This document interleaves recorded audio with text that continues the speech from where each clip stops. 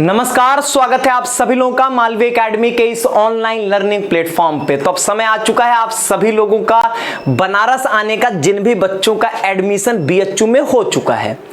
यहां पर बीएचयू ने अपने नोटिस जारी कर दिया कि 17 सितंबर से अपनी क्लासेस जो हैं वो शुरू करने वाले हैं। 13-14 सितंबर को यहां पर आपका फिजिकल वेरिफिकेशन होगा, जिसमें आपके डॉक्यूमेंट का वेरिफिकेशन होने वाला है। इन सभी बातों के बारे में आपको सब कुछ जो है वो बताने वाला हूं। सबसे पहले ध्यान से सुनिएगा, 13 और 14 को इनका यहां पर फिजिकल वेरिफिकेशन होना है। मतलब आप यहां पे फिजिकली रिपोर्ट करोगे, खुद आओगे। कहां आओगे वो इन्होंने मेंशन किया है कि आप अपने रिस्पेक्टिव फैकल्टीज में, मतलब साइंस वाले इंस्टीट्यूट ऑफ साइंस में, एग्रीकल्चर वाले इंस्टीट्यूट ऑफ एग्रीकल्चर साइंस में, आर्ट्स वाले फैकल्टी ऑफ आर्ट्स में, सोशल वाले फैकल्टी ऑफ सोशल साइंस में, बीएलएलबी वाले जो होंगे वो अपने लॉ फैकल्टी में जाएंगे, कॉमर्स वाले कॉमर्स फैकल्टी में जाएंगे। इस तरीके से आप अपने अपने फैकल्टीज में यहां पर जाओगे और फिजिकल आपका वेरिफिकेशन होगा 13 और 14 को। अब यहां पर क्या है कि इसके रिगार्डिंग ये मेल करेंगे, ऐसा है, ऐसा कहीं लिखा नहीं इसमें, लेकिन हम ये मान रहे हैं कि आपको एग्जैक्ट डेट या आपके लिए यहां पर ऐसा किया तो इन दोनों अगर इन्होंने कोई अलग से मेल नहीं किया, इसका मतलब इन दोनों दिनों में आप जब आओ कर सकते हो। अगर इन्होंने डेट दिया तो वो पर्टिकुलर डेट पे जाना होगा, और अगर इन्होंने टाइम मेंशन किया तो उसी टाइम पे आपको यहां पर जाना होगा। जैसे हो सकता है कि यहां पर जैसे एक क्वेश्चन यहां पे उठेगा, जिन बच्चों का एफिलिएटेड कॉलेज में एडमिशन हुआ है वो यहां पर फिजिकल रिपोर्टिंग करने कहां पे जाएंगे।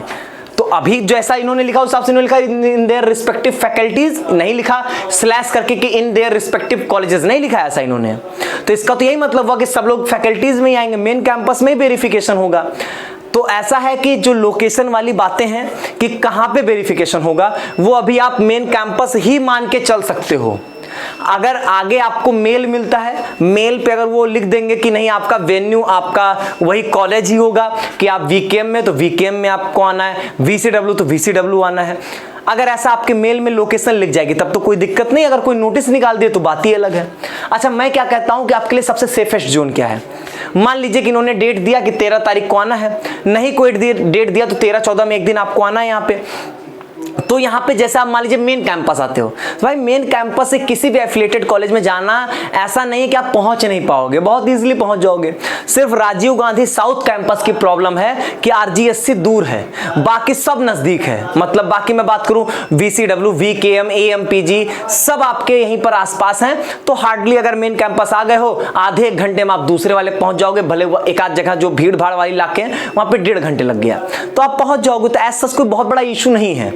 हाँ, लेकिन हम ये मान सकते हैं कि ये मेल करेंगे तो उसमें टाइम, लोकेशन, डेट जो है ये सब यहां पर वो भेजेंगे। ठीक, तो पहली बात तो फिजिकल वेरिफिकेशन।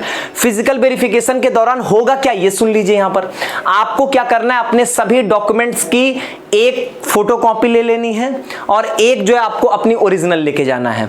होता क्या है कि आप जाओगे तो हॉल में एक हॉल रहेगा, वहां पे वो एक बोर्ड पे सामने सीक्वेंस लिखे होते हैं डॉक्यूमेंट्स का कि 10th 12th इस हिसाब से अरेंज करना होता है।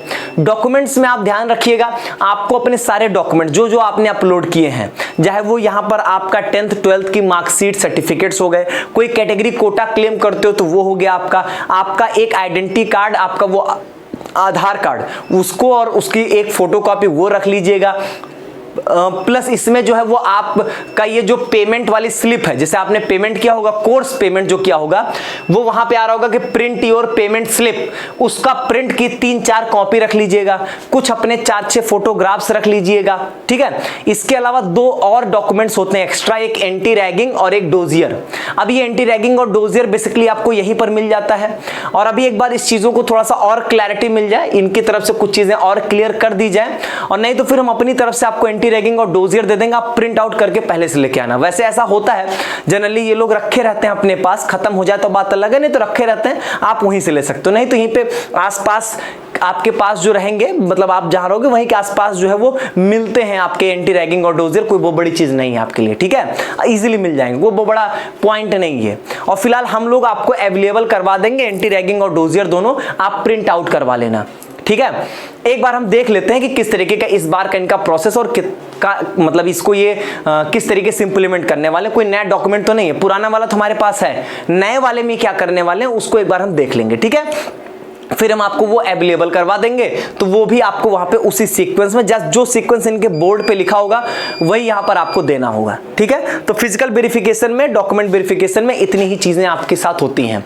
बाकी आप अपना जो है यहां पर सीयूईटी का एडमिट कार्ड आपके पास होगा वो रख लीजिएगा। ठीक है, वैसे एज सच उसकी जरूरत पड़ेगी नहीं, मैं एक बात बता रहा हूं। बाकी आपके पास TCCC migration, transfer certificate, character certificate, migration जो हो वो ओरिजिनल और फोटोकॉपी लेते आइएगा। जो नहीं है ठीक है, आ जरूर जाइएगा।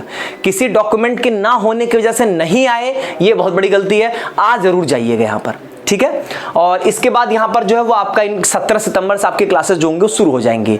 अगर मैं हॉस्टल अलॉटमेंट की बात करता हूं तो पिछले साल हॉस्टल अलॉटमेंट किस तरीके से हुआ ये सुन लीजिए। यहां पे पिछले साल अगर हम हॉस्टल अलॉटमेंट की बातचीत करें तो जैसे कि मान लीजिए आप जिस दिन रिपोर्टिंग किए हो उस दिन के शाम में हॉस्टल अलॉटमेंट जो है वो पोर्टल पे ही दिखाया था।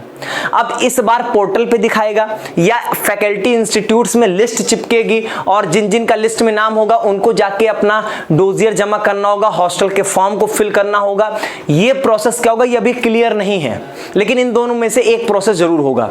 पिछली बार क्या हुआ था कि सेम जिस दिन आपने रिपोर्टिंग किया उस दिन की शाम में पोर्टल पे रिजल्ट पब्लिश कर गया कि आपको हॉस्टल मिला कि नहीं मिला। अगर मिला तो आपको 24 घंटे के अंदर उसकी पेमेंट करनी थी। पेमेंट करने के बाद हॉस्टल की फॉर्मेलिटीज पूरा करके आप हॉस्टल में रह सकते हो। समझ रहे हैं, ये वाली बातें थी। लेकिन इस बार भी ये चीज होगा, इसकी थोड़ी सी क्लैरिटी अभी नहीं है, ना ही इन्होंने अपनी तरफ से कोई ऐसा क्लियर जो है वो स्टेटमेंट दिया है। एक बार चीजें क्लियर हो जाएंगी फिर हम आपको समझा देंगे, बता देंगे। तो फिलहाल इतनी ही बातें हैं इनके फिजिकल वेरिफिकेशन डॉक्यूमेंट्स को लेके, और प्लस यहां पर जो है अगर हम लोग बातचीत करें तो इसके क्या कहते हैं आपके इनके हॉस्टल अलॉटमेंट को लेके कोई और यहां पर अपडेट आएगी तो आपको बताया जाएगा। बहुत बहुत धन्यवाद।